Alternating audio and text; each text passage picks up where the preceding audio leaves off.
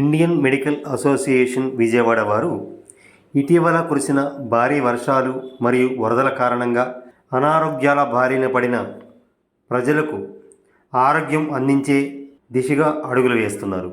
అందులో భాగంగా ఈ నెల 7వ తారీఖు నుంచి 11వ తారీఖు వరకు వరద బాధితుల సహాయార్థం ఫ్లడ్ రిలీఫ్ ఫ్రీ మెడికల్ క్యాంప్ని నిర్వహిస్తున్నారు. వివిధ విభాగాలకు చెందిన ప్రత్యేక వైద్య నిపుణుల పర్యవేక్షణలో ఈ ఉచిత వైద్య శిబిరం నిర్వహిస్తున్నారు ఇండియన్ మెడికల్ అసోసియేషన్ వారు.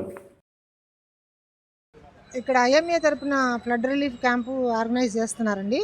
మనకి 1 వీక్ నుంచి ఇక్కడ మనం మందులు ఇస్తున్నాము పేషెంట్లకి. ఎగ్జామినేషన్కి అంటే ఇంకా ఎక్కువ మంది రావాలని కోరుకుంటున్నాం మేము. వచ్చిన వాళ్ళకి పారాసిటమాల్ టాబ్లెట్స్, అలర్జీ మందులు, యాంటీబయాటిక్స్, ఐరన్ సిరప్స్ అవి ఇస్తున్నాము. దాంతోపాటుగా వాటర్ బాటిల్స్ ఇట్లాంటివన్నీ, యుటెన్సిల్స్, తర్వాత బ్లాంకెట్స్ అట్లాంటివన్నీ కూడా ఇస్తున్నాము. ఇంకా ఎక్కువ మంది జనం వస్తే బాగుంటుంది అని అనుకుంటున్నాము. ఇది ఆర్గనైజేషన్ ద్వారా మేము సర్వీస్ చేయాలని డాక్టర్స్ అందరూ కూడా డిసైడ్ అయ్యి వాళ్ళ టైమింగ్స్ ఇక్కడ రోజు ఒక 2 అవర్స్ డ్యూటీస్ లాగా వేసుకుని మరీ ఇక్కడ టైం స్పెండ్ చేస్తున్నామండి. ఇప్పుడు ఉన్న ఫ్లడ్స్ అనేవి విజయవాడలో చాలా బాధాకరమైన విషయము.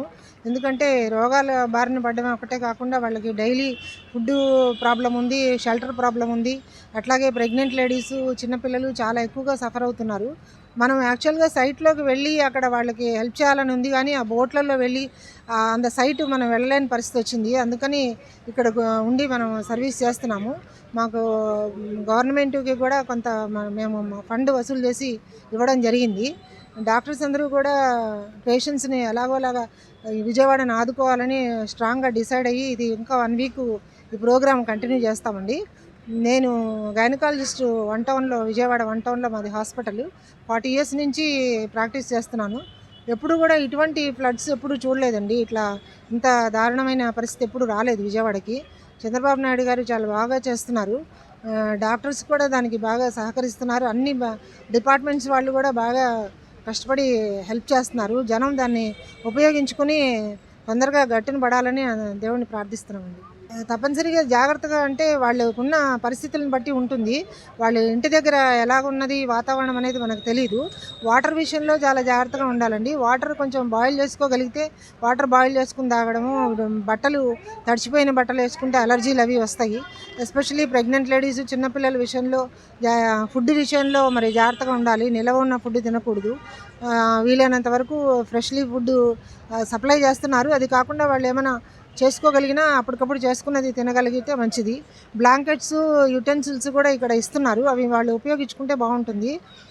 మరి వాళ్ళ ఇళ్ళ దగ్గర యాక్చువల్గా ఎట్లా ఉంది పరిస్థితి అనేది మనం చూస్తే కానీ చెప్పలేము. జాగ్రత్తలు అనేవి రొటీన్గా తీసుకునే దాని మీద ఎక్స్ట్రా కేర్ తీసుకోవాల్సి ఉంటుందండి. వాళ్ళ ఇళ్లలో మామూలుగా ఉండేదానికి దీనికి డిఫరెన్స్ ఉంటుంది.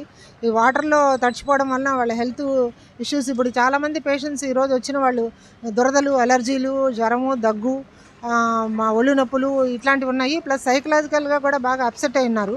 వాళ్ళని కొంత మనం సైకలాజికల్గా సపోర్ట్ చేసి ఇది టెంపరీనే, త్వరగా మనం బయటకు వస్తాము అని కొంచెం సైకలాజికల్ సపోర్ట్ చేయాల్సిన అవసరం కూడా ఉంది అని నేను అనుకుంటున్నాను. విజయవాడ స్వర్ణ ప్యాలెస్ దగ్గరలో ఏలూరు రోడ్డులో గల ఇండియన్ మెడికల్ అసోసియేషన్ రాష్ట్ర ప్రధాన కార్యాలయంలోని ప్రాంగణంలో ఈ శిబిరం నిర్వహిస్తున్నారు. ప్రజలు ఈ అవకాశాన్ని వినియోగించుకుంటారని ఆశిస్తున్నాము.